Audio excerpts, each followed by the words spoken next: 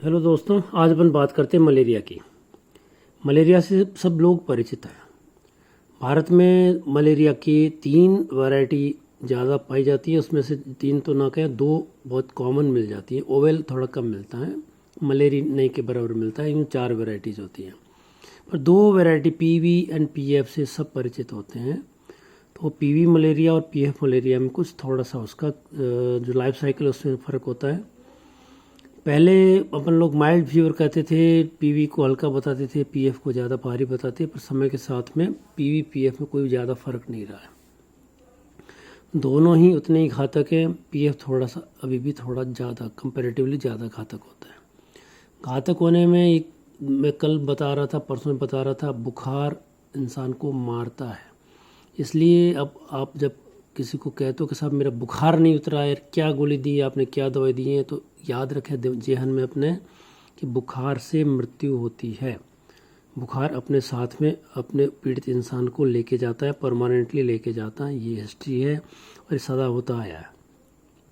अपने को समझना होगा मच्छर से जनित इस रोग को क्या होता है। इसमें 2 तरह की साइकिल होती है। देखो, संसार में सृष्टि ने बहुत सूक्ष्म जीव बनाए और विशाल का वेल भी बनाई, मनुष्य बीच में आता है। हर जीव को जीने का स्वतंत्रता दी है, जीने का तरीका बताया है। और ये परजीवी होते हैं, ये मनुष्य के शरीर में आकर के जीवन लेते हैं और अपना जीवन चक्र पूरा करते हैं। जो पैरासाइट है, परजीवी है, प्लाज्मोडियम फैल्सिपेरम या वाइवैक्स, बेसिकली ये मच्छर द्वारा ही फैलता है। और मच्छर को ज़रूरत होती है अपने अंडों को निषेचित करने के लिए, अपने अंडों को पकाने के लिए खून की ज़रूरत होती है। इसलिए उसको खून चाहिए। खून किसका? किसी का, वो पशु का हो चाहे मानव का हो। अब होता क्या है कि मॉस्किटो जो है, मच्छर है, उसको ज़रूरत होती है खून की। उसके लिए सहज और सरल उपलब्ध होते हैं कैटल्स, गाय और भैंस। ये उनके लिए सरल उपलब्ध होते हैं, इसलिए वो उनको काटता है और उनका खून चूसता है, अपने काम करना हो जाता है उसका। जब कभी भी अपन देखते हैं कि कैटल पॉपुलेशन जब कम होती है संसार में, चाहे उसको अकाल के समय होती हो, चाहे अभी अपन ने लंपी डिजीज़ देखी है, तो कैटल पॉपुलेशन कंपैरेटिवली कम होती हैं, तो मच्छर को अपॉर्चुनिस्टिक होता है, उसको हमला करना पड़ता है इंसानों पे अपनी खून की ज़रूरत के लिए, और यहाँ ये मलेरिया की बीमारी दे देता है। पशुओं में मलेरिया की बीमारी नहीं होती। अब क्या होता है, एक मच्छर जब अपने को काटता है तो मच्छर की लार के साथ में स्पोरोजोइट्स होते हैं।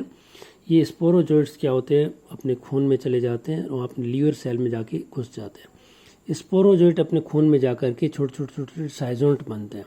साइजोंट जब बनते हैं, लीवर सेल कितनी बड़ी हो जाती है, उसमें फूट करके उससे बाहर निकलते हैं, उनको बोलते हैं मेरोजोइट्स बोलते हैं।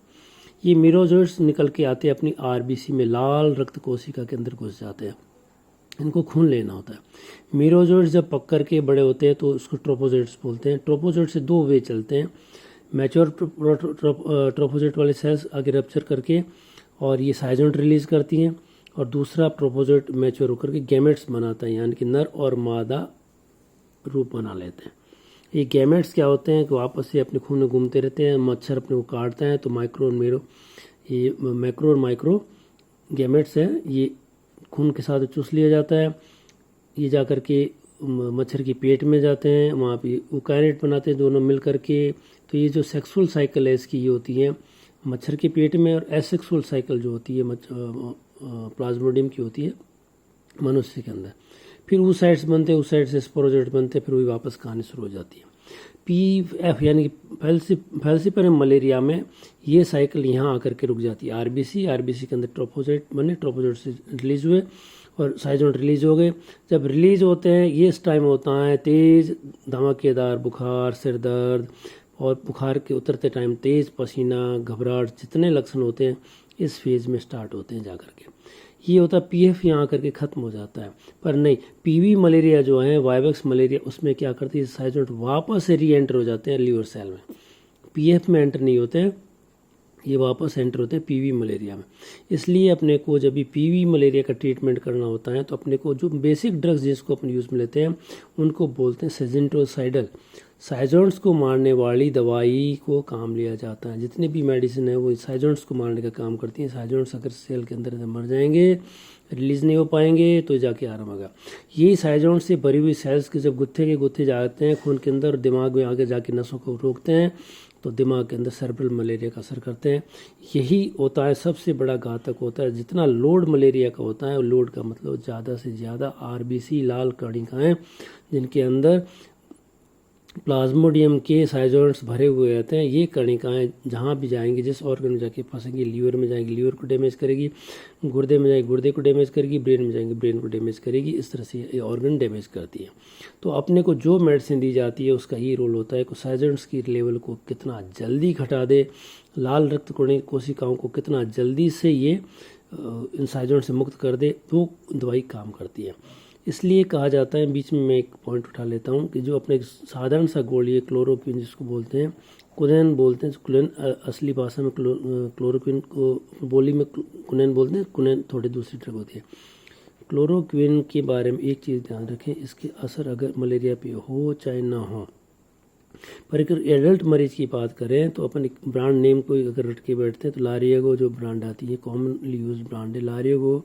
ये डीएस टैबलेट होती है, यानी कि 500 mg की अगर 2 गोली एक साथ में ले ली जाए तो ये मलेरिया को ठीक करे ना करे, पर ये मान के चलें कि साइजोन्ट लेवल को कम करती हैं। तो इससे अपने को जो अपना आता है वो होता है कि ये अपने को सेरेब्रल मलेरिया, यानी कि जिसके सबसे बुरा असर होता है मलेरिया का, जो मौत का भी बड़ा कारण बनता है, उससे बचा सकते हैं। तो लोडिंग डोज क्लोरोक्विन की 2 गोली अगर पहले दिन ले ली जाए, बुखार के प्रोफाइलेक्टिक भी ले ली जाए, सुरक्षा की दृष्टि से भी ले ली जाए, इलाज के नाम पे भी ले ली जाए, तो ये अपने को बुखार ठीक करे ना करे, पर अपने को सेरेब्रल मलेरिया यानी कि मलेरिया के सबसे बुरे रूप, घातक रूप, मारने वाले रूप से बचा सकती हैं। तो ये 2 गोली अपने को एक साथ लेना आवश्यकता हो जाती है। रूटीन में भी अपन लोग मलेरिया हो ना हो, तेज़ गति के बुखार जिसमें बड़ा तेज़ सिर दर्द होता है, जिसमें शंका भी हो चाहे जांच में आए ना आए, अपने को prophylactic malarial anti malarial dose लेनी होती है। उसमें 2 गोली पहले दिन, 2 दूसरे दिन, 1 तीसरे दिन, यानी कुल 5 गोलियों का ही कोर्स ले लेते हैं। तो अपन मौत से बचने का एक उपक्रम अपन कर चुके होते हैं। अब समय अंतराल में क्लोरोक्विन की रेजिस्टेंस आ गया, दवाइयों ने काम करना कम कर दिया, तो दुनिया भर की दवाइयाँ आती हैं। दवाइयों का डिस्कशन मैं नहीं करूँगा, ये अपने को बस इतना दिमाग में रखना होता है कि एक तो पीएफ मलेरिया का तो यहाँ अंत हो जाता है, तो जो दवाई अपन 3 दिन देते हैं वो मलेरिया यहाँ करके उस मलेरिया को ख़त्म कर देता है।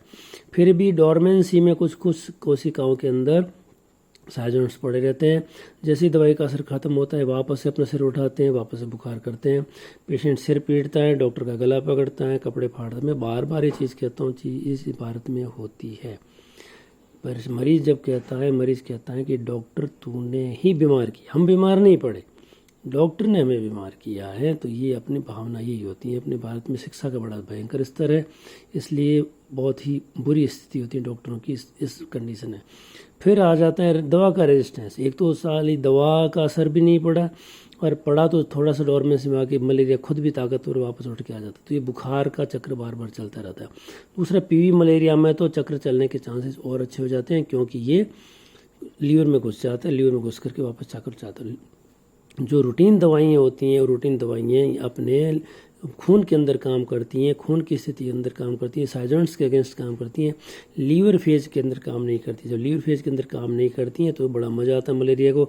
लीवर में घुस जाओ, दवाइयों का असर कम होगा, वापस लीवर से प्रकट हो जाओ, तो ये अपने को बड़ा दुष्चक्र होता है। तो कुछ दवाइयाँ होती हैं जिनका उपयोग हम लोग करते हैं टिश्यू फेज के लिए, यानी कि लीवर फेज के लिए, तो उस वक्त वो दवाई लीवर फेज के लिए दी जाती हैं। तो मलेरिया के कोर्स पूरा करने के बाद 14 दिन तक, 7 दिन तक दे दीजिए। रूटीन में तो देखो राष्ट्रीय कार्यक्रम 5 दिन ही दी जाती थी पहले, अब 7 से 14 दिन दी जाती है। 14 दिन इसका आइडियल चीज़ है। 14 दिन पूरे देने से अपने को लगता है एक और लीवर की फेज साफ हो गई है, तो अपने वापस ही चक्र टूट जाता है, मलेरिया का होना नहीं होना बराबर। पर भैया मच्छर तो काटेगा ही। क्यों काटेगा? अपन सारे पहलवान लोग हैं, बनियान में रहने वाले लोग हैं, खुले में आधी तहमत लपेट ली और फैल के मगरमच्छ की तरह खुले में सो गए।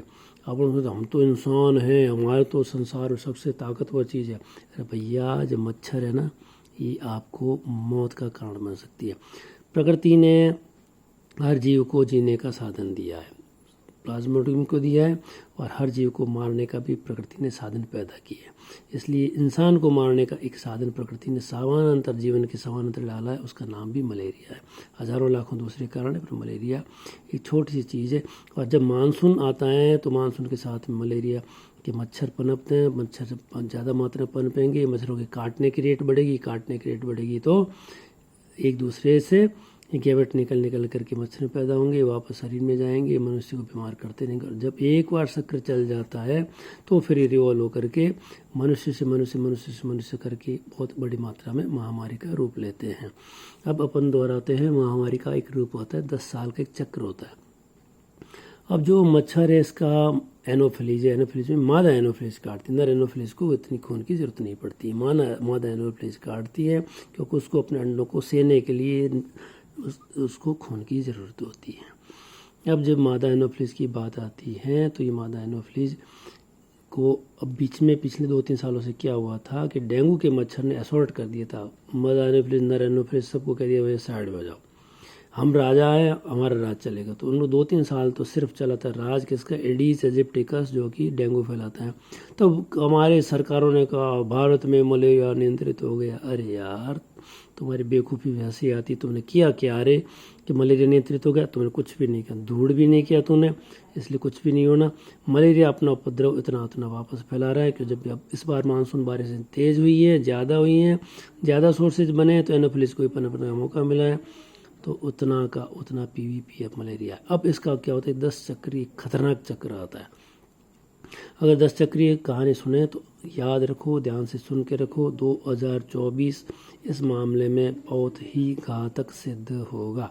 2024 को हम लोग याद करके लिख करके रखें, ये होगा मलेरिया की दृष्टि से सबसे घातक समय आएगा, क्योंकि निष्क्रियता तो हमारे खून में है। इसलिए ठीक है, कुछ समझ में आया हो तो मेरे चैनल को यार लाइक कर देना, सब्सक्राइब भी कर देना। क्यों कर देना कि मैं फिर बैठा कुछ इस तरह की चीज़ बनाऊंगा, तब लाइक और सब्सक्राइब करोगे तो हिम्मत बनी रहेगी।